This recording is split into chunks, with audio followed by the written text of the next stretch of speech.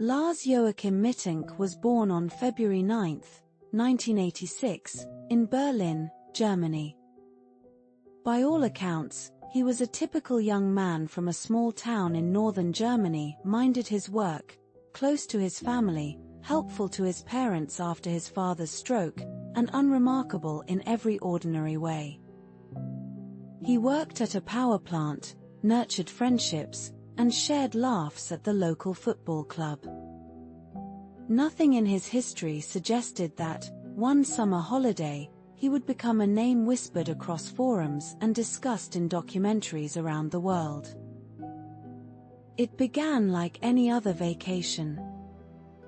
At the end of June 2014, Lars traveled to Golden Sands, a seaside resort near Varna on the Black Sea in Bulgaria, with a group of friends.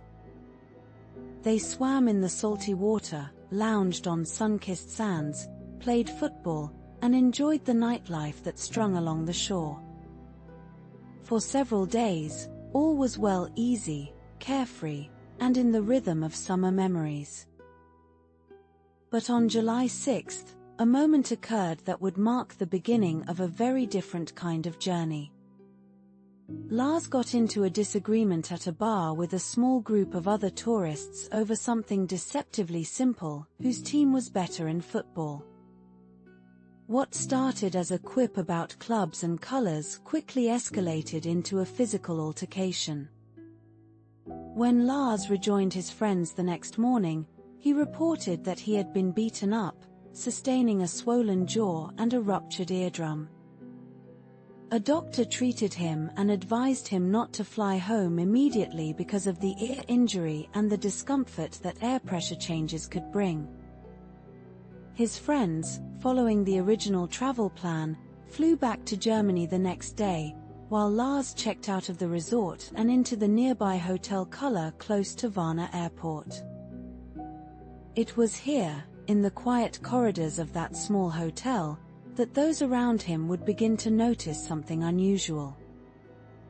CCTV footage from the hotel paints an uneasy picture: a man pacing the hallways, peering out windows, and at times appearing tense and watchful.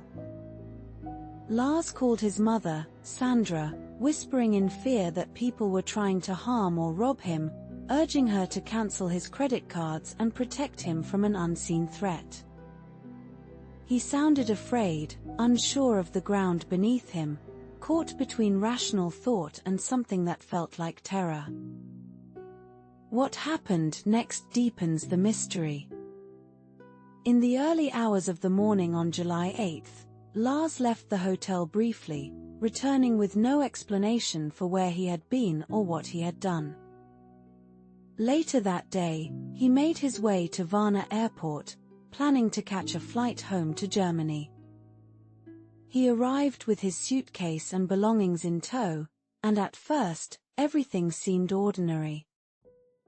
Lars walked into the airport departures hall, carrying luggage and dressed casually. He sat with an airport doctor, who examined him and declared him healthy enough to fly, though his behavior was described as nervous and erratic. The doctor left him in the room to return to his duties. And then, like a sudden, startled bird, Lars leapt to his feet. He cried out, "I don't want to die here. I have to get out of here." Without gathering his belongings, without a backward glance, he bolted out of the clinic and the terminal beyond it. Surveillance cameras recorded him sprinting, barefoot, frantic, across the airport grounds, scaling a fence, and vanishing into a field that edged into a forest. It was the last confirmed footage of Lars Mittank. Since that moment, no confirmed trace of him has ever been found. Bulgarian police conducted searches of the surrounding fields and forests, but found nothing. German authorities took up the inquiry, issuing public appeals, sharing photos and descriptions, and pursuing dozens of unverified sightings reported around the world. One such reported sighting was of a hitchhiker in Brazil in 2016, and another in Germany in 2019, but none proved to be Lars. And so we arrive at the crossroads of this story, the point where fear, psychology, and unanswered questions intersect. What sent Lars running that day? One theory suggests he experienced a sudden mental break or psychosis, perhaps triggered by stress, exhaustion, or an undiagnosed condition brought to the surface in a foreign place under pressure. Some have wondered whether the antibiotic he was prescribed, cefprozil, could have had rare, severe side effects, hallucinations, paranoia, altered perception, but hospital records indicate he may not have even filled that prescription, casting doubt on that explanation. Another possibility is that the bar altercation and resulting injury caused more than physical harm, that it affected him neurologically in unseen ways, creating fear where none existed. Or perhaps, in that foreign land with heat rising off the fields and worry rising in his heart, something in his mind simply fractured, leaving him in flight rather than reason. There is no evidence of foul play following his departure from the terminal. There were no shadows seen on the CCTV pursuing him.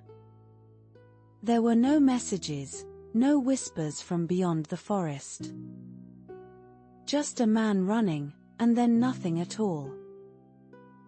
For years, online communities have debated, theorized, and speculated. Some see evidence of psychological unraveling, others hold to hope that a life endured beyond that field of grass. But truth remains veiled, like a distant echo barely heard through the trees.